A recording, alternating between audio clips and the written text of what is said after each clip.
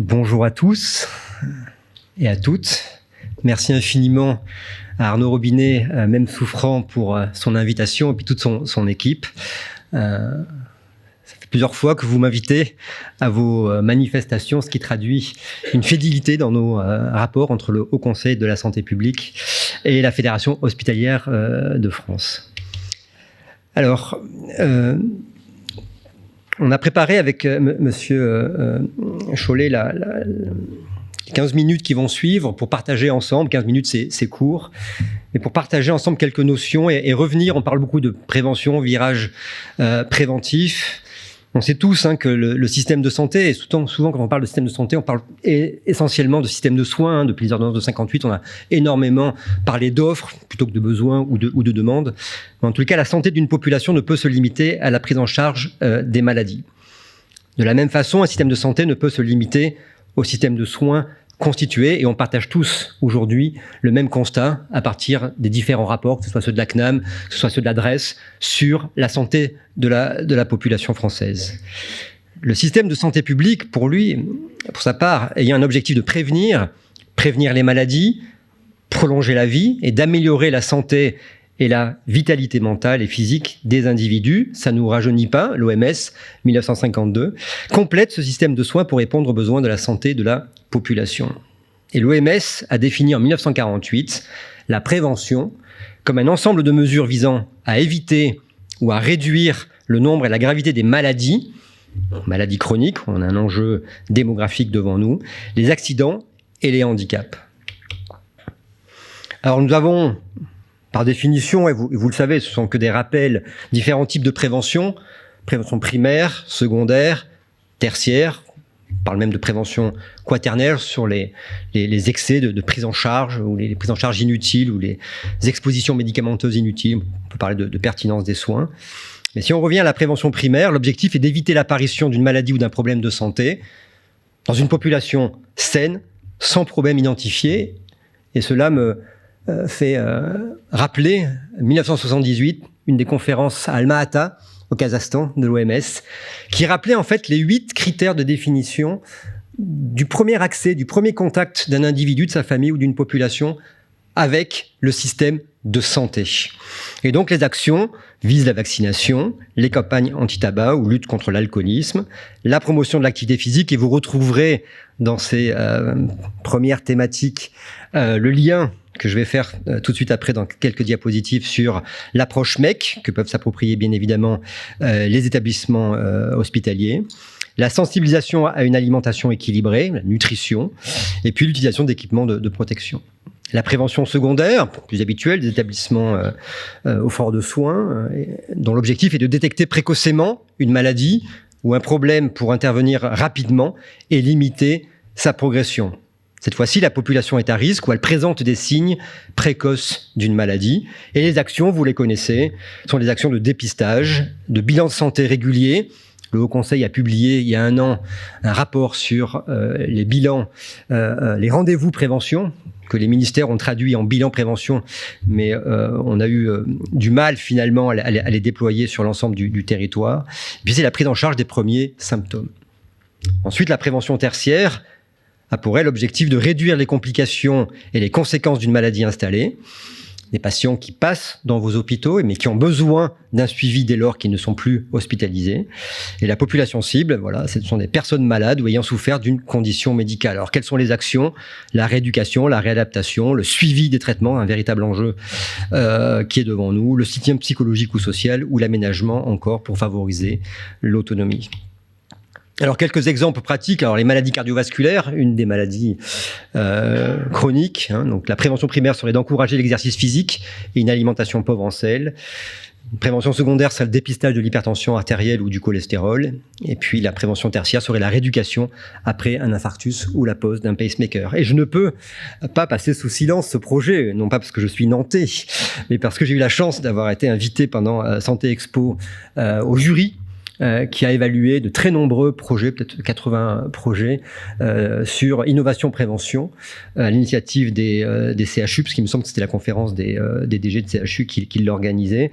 Et ce projet qui s'appelle DigiCap Santé est simplement l'utilisation du numérique pour la prévention et de finalement à garder un lien avec les patients qui ont développé un événement cardio-neurologique et finalement de programmer avec eux les visites, le suivi, mais également toutes les actions de prévention pour éviter la récidive. Et l'originalité de ce projet, qui est en cours, je crois que le déploiement est en 2025, serait de connecter toutes les données récupérées via cette application à Mon Espace Santé et au DMP.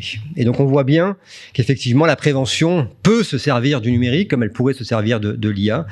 Et le gouvernement a lancé une stratégie d'accélération de la prévention dans un cadre du programme France 2030, vous le savez, et qu'une telle stratégie devrait mobiliser les acteurs du numérique. Et vous voyez sur la gauche Anne-Marie Armand-Terrasse qui vient de publier un livre dont elle fera la promotion, il me semble, demain soir, sur prévention et santé numérique, une urgence politique. Il y a également dans cet virage préventif l'importance des données probantes, l'importance d'associer à des initiatives territoriales des activités de suivi, de collecte de données, pour finalement, alors on peut parler de ROI, de retour sur investissement en prévention, bien évidemment, d'autres pays anglo-saxons l'ont déjà fait, mais c'est pour au moins donner des données probantes à nos décideurs, qui peuvent être des décideurs territoriaux, finalement pour exporter ce qui a marché à un endroit dans un autre territoire. Et je voulais faire la mention d'un guide sur la droite de la diapositive, sur la prise en compte des preuves scientifiques dans les actions de prévention et de promotion de la santé. L'IGAS est assez prolixe en cette période sur de différents guides, mais en tout cas celui-là propose 14 recommandations qui permettent de guider en fait ce cadre de recherche au sein de la prévention. Alors comment la notion de la promotion de la santé, souvent qui est confondue, est-elle venue compléter celle de la prévention? Et le Haut Conseil de la santé publique a précisé que là où il y a de la prévention, qui est une affaire de risque, de pathologie et de traumatisme, la promotion de la santé est un espace d'intervention centré sur ce qu'on appelle les déterminants sociaux, le Québec l'a bien développé, de la santé, qui parfois ne dépendent pas simplement du ministère de la Santé, mais c'est promouvoir des lieux favorables à la santé, que ce soit à l'école, que ce soit dans les milieux de transport, que ce soit encore dans les milieux professionnels. Et donc là, les élus, les maires des métropoles ont un rôle tout à fait intéressant à jouer. Et donc, elle se réfère peu aux facteurs de risque comme le fait la prévention. Alors, l'intérêt de la prévention primaire, pour améliorer l'efficience des systèmes de santé, elle fait consensus. On partage tous ce constat et qu'il est établi en effet par de nombreux rapports que la prévention primaire a un impact majeur sur la réduction de la mortalité et de la morbidité évitable, compte tenu de l'incidence des facteurs comportementaux sur la santé publique. 30% des consultations auprès d'un médecin généraliste en France sont liées à une maladie chronique. Alors, il y a des populations spécifiques comme les femmes enceintes ou les patients atteints de certaines pathologies comme les maladies cardiovasculaires, le diabète ou le cancer. Donc la prévention primaire qui s'attache à modifier les comportements peut en conséquence contribuer à la diminution d'affections de longue durée. Et enfin, l'OMS a confirmé son impact sur la maîtrise des dépenses de santé et souligné que ces résultats potentiels peuvent se situer également sur le court terme. Et en parlait tout à l'heure en introduction de la soutenabilité financière de notre système de santé et de la nécessité de rééquilibrer finalement la prévention et le soin. Il y a un think tank danois mais qui recense et qui synthétise toute la pensée et la réflexion des pays du nord de l'Europe, qui propose un PIB à 10. La France est actuellement à 11,5 du PIB sur la santé, en faisant une règle mathématique en disant 5-5. 5 pour la prévention, 5 pour les soins. Et donc, dans le petit encart, sur la droite de la diapositive, cela me fait penser à un indicateur que le Haut Conseil de la santé publique a proposé dans la SNS, mais qui malheureusement ne s'est pas traduite par une SNS nationale, qui est l'indicateur de vieillir en bonne santé. Parce qu'il y a un écart, en fait, entre l'espérance de vie et l'espérance de vie en bonne santé, sans comorbidité. L'écart, il est de 8 ans chez les femmes et de 11 ans chez les hommes. En Europe, par rapport à d'autres pays, alors on reprend toujours la Suède, mais qui a un système de prévention très, très marqué, qui est peut-être dans les 5-5 d'ailleurs, à 65 ans, 80% des Suédois n'ont pas de maladie chronique. Donc ils ne pèsent pas sur le système de santé, ils ne vont pas aux urgences et surcharger les urgences. En France, on est à peine à 48%, sans comorbidité. Donc là, on voit qu'il y a un véritable élan à donner en France sur ce virage préventif avec pour mot d'ordre: ayons un capital santé à la naissance et gardons-le le plus longtemps possible pour vieillir en bonne santé. Un enjeu démographique, je le disais. On a actuellement 4 ou 5 millions de personnes âgées depuis 75 ans en France. À l'horizon 2040, cette proportion sera à 11 millions. Donc on a un vrai défi de suivi de la population. Alors, quelle est la place de l'hôpital dans la prévention et pour quel type de prévention ? Donc, cela amène à penser qui sont les acteurs de la prévention. Est-ce que les acteurs hospitaliers sont les acteurs de la prévention ? On peut dire, on est les acteurs de soins en premier lieu, et moi je suis hospitalier. Mais non, nous sommes tous, en fait, des professionnels de santé publique en herbe. On a tous une capacité sur notre temps que l'on consacre à l'hôpital à finalement faire de la prévention, mais au même titre que les médecins libéraux, que les associations, que les centres de prévention. Il n'y a pas de raison que les offreurs de soins ne fassent pas de la prévention et même de la prévention primaire. Il faut simplement passer d'une organisation de soins standardisée à des organisations de soins personnalisées. C'est vrai que le Haut Conseil, je vous le disais, sur les rendez-vous prévention, avait ciblé 3 phases: le ciblage et la prise de contact, où le professionnel peut être un médiateur social pour aller chercher ceux qui sont le plus loin numériquement, géographiquement, socialement, économiquement. C'est les amener à faire un bilan de santé avec un aval, puisque c'est l'aval qui est intéressant dans ces bilans, pour savoir si quelqu'un est juste en phase avec des addictions, de comportement avant la maladie, ou est-ce qu'il est en train de développer la maladie, où là, bien évidemment, l'aval sera différent. Donc ça, je vais passer très vite, parce que j'ai vu dans le programme qu'il y a un des auteurs de ce rapport de 13 recommandations sur comment financer dans les établissements de santé la prévention. Il est très intéressant et elle le présentera bien mieux que moi. Et je voulais juste extraire de ce rapport le Making Every Contact Count, que certains hôpitaux font déjà, je crois Saint-Étienne, Angers, Bordeaux, qui est une pratique en fait qui constitue une référence au Royaume-Uni, tout simplement dans l'encart de droite, puisque 40% du nombre des années perdues dans le cadre du calcul de l'espérance de vie dont je parlais en bonne santé peuvent être attribués en Angleterre au tabac, l'hypertension, la consommation d'alcool et le surpoids ou l'inactivité physique. Et c'est pas un hasard si l'IGAS propose ces 4 thématiques-là à inscrire dans cette démarche MEC que pourrait finalement promouvoir la FHF dans un plan prévention sur le territoire. Elle vise à tirer profit de toutes les occasions de contact et de rencontre entre le professionnel de santé et le patient pour engager des conversations sur les habitudes de vie et de comportement liés à la santé. Et là, c'est un petit clin d'œil, c'est le petit encart en droite en bas de ma diapositive du CHU de Bordeaux, puisque c'était un des dossiers que nous avons évalué à l'occasion de Santé Expo. Je ne pense pas qu'il ait été primé, mais on s'était posé la question, puisqu'en fait, à chaque adolescent, il me semble que c'était 15 ans, 21 ans, qui se présente aux urgences pour un motif donné, il y avait une proposition en fait d'un contact sur les addictions et la proposition d'un suivi éventuel pour ceux qui souhaitaient poursuivre ce premier contact. Donc il s'agit d'un dialogue informel, de questionner un patient, de le faire réfléchir et de l'inciter à opérer des changements et de mode de vie en lui donnant une meilleure compréhension des comportements à risque et de leur impact potentiel sur la santé et son bien-être.